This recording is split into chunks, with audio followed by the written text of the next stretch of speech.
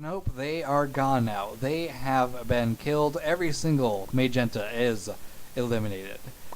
Sad day for them. And with the Cyan Sailors claiming victory over Mage-Enta, we are halfway through the beginning rounds of the Clay Soldier Battle Tournament 2015. They will be facing off against the Yellow Horde. And the winner of that fight will be facing off against the winner between the Dark Lancers and the Grey Thuds. But before we can get to these quarter-final rounds, we have to finish up over here. Starting with the Melon Maniacs facing off against the Bounding Brown. Where will they be fighting? They shall be fighting at Salvation Island. Amazingly, we have a team that is well suited for a water arena. Bounding Brown is going to have a major disadvantage as their cavalry type units will end up being dismounted as soon as they enter the water. Unfortunate for them. Is that going to be enough to get the Melon Maniacs to take the lead and move on to the quarterfinals? Let's go find out. Alright, we got both teams loaded in. We got the Melon Maniacs on the left and the Bounding Brown on the right. Melon Maniacs have two things going into their advantage: superior numbers and water-capable mounts. The Bounding Browns, however, do have better weaponry and more defense than the Melon Maniacs. Will that be enough for them to get victory, or are they all washed up? Let's find out in 3, 2, 1. Let the battle begin! And the Melon Maniacs are swimming across the water. They are extremely pleased at this arena. It's no problem for them whatsoever. And they have gotten the Bounding Browns in their sights. The Bounding Browns staying on shore for the most part, but they are slowly creeping into the water and learning once again that they cannot ride their bunnies in the water. Their bunnies just kind of sit there and start to drown. Neither side has taken any losses so far. There's some combat going on, a little bit of damage being done to both sides. Melon Maniacs do not have a very significant amount of strength in their attacks. That is the one thing that can lead to their defeat. The question is, are their superior numbers going to be able to make up for their weaker amount of damage? So far, they are maintaining a very small lead in terms of kill count, and a very massive lead in terms of how much soldiers they even have in the first place.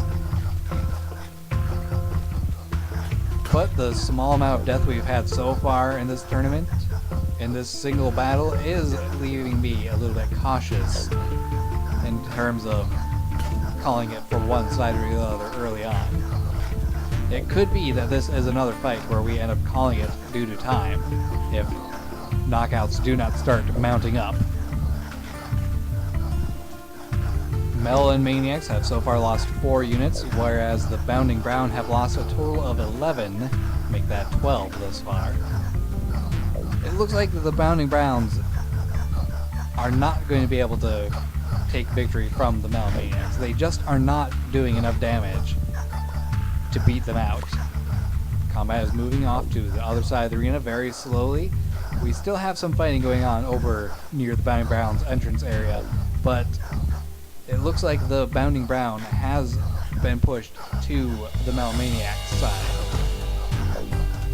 Melon Maniacs are maintaining a very good amount of superiority in terms of mobility and defense, thanks to their turtle mounts.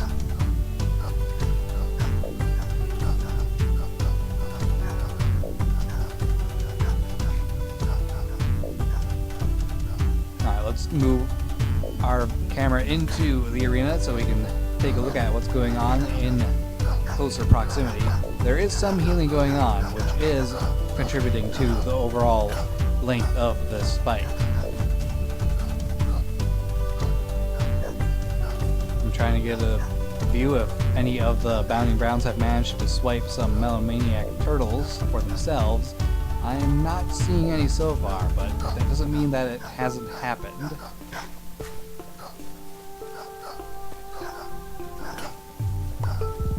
And the Bounding Brown only have 8 more units to go, while the Melon Maniacs are severely outnumbering them. It's just a matter of time before Bounding Brown is going to be defeated. I'm going to have to say that Bounding Brown is out of this tournament. So far, we have not seen anyone from the bottom rung of the match take victory.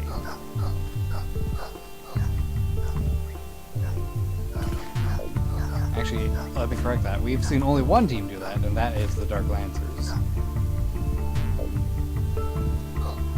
And with 2 more units to go, Bounding Brown is pretty much defeated. There is simply no way that 2 soldiers are going to be able to take on an entire horde, especially when one of them dies while you're talking. 1 Bounding Brown soldier left. I have no idea where they are at, though.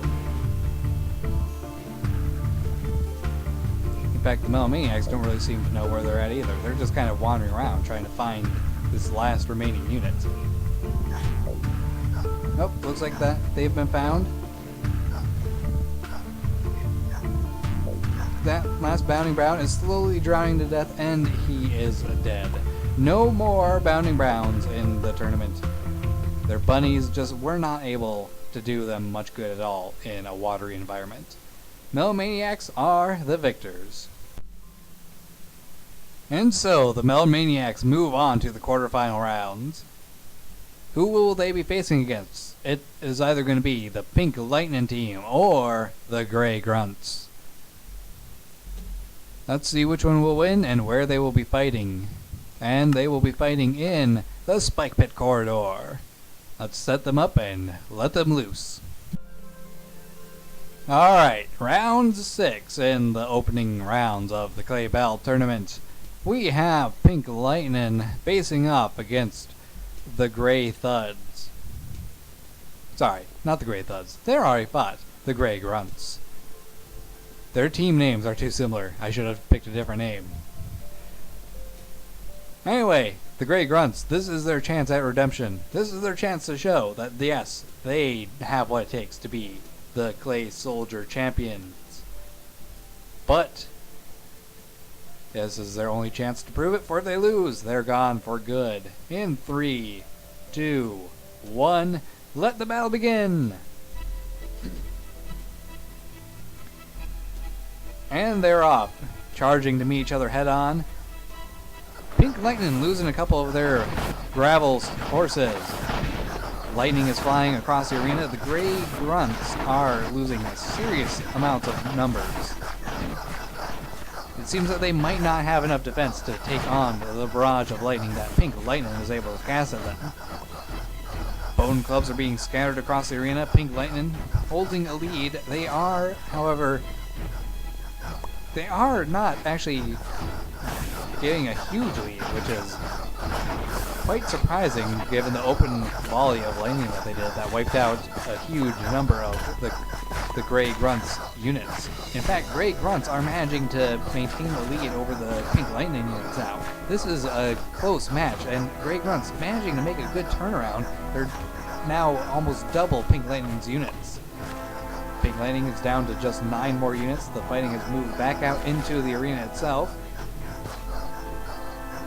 This could be it. The Grey Grunts could actually manage to be the first eliminated team to move forward in the tournament. With 2 more Pink Lightning units to go, Grey Grunts are just 1 kill away from being victorious, and they've done it. They have claimed a victory over Pink Lightning. That is it. They are the first team that won a redemption chance to actually maintain their redemption and be victorious. Congrats to Grey Grunts. They move forward into the quarterfinals.